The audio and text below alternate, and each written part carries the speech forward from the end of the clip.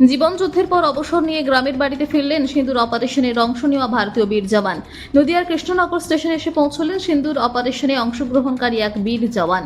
অবসর নেওয়ার পর রবিবার কৃষ্ণনগর সিটি জাংশন স্টেশনে পৌঁছন তিনি। স্টেশনে তাকে ফুলের তোড়া, মালা পরিয়ে উষ্ণ অভ্যর্থনা জানানো হয় সকলের তরফ থেকে। উপস্থিত ছিলেন আরপিএফ কর্মী, পরিবারের সদস্য, আত্মীয় স্বজন এবং বন্ধু বান্ধব। আবেগঘন পরিবেশে প্রদীপ জ্বালিয়ে কপালে সিঁদুরের ফোঁটা দিয়ে বীর জওয়ানকে সম্মান জানানো হয়।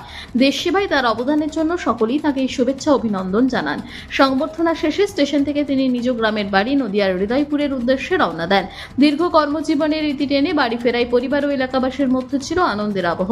প্রিয় মানুষকে এক নজর দেখতে এবং শুভেচ্ছা জানাতে বহু মানুষ সেখানে ভিড় করেন। সম্প্রতি জীবন যুদ্ধের অবসান কাটল বর্তমানে সাহসী বীর জওয়ানের।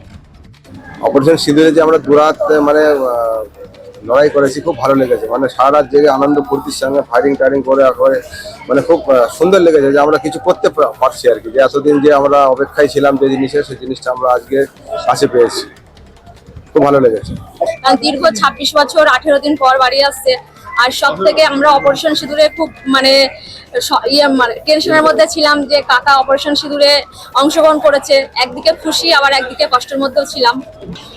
এতদিন দেশের জন্য কাজ করে এসছে, বাইরে ছিল, আজকে রিটায়ার করে বাড়িতে আসলো। আমাদের সবার ভালো লাগছে,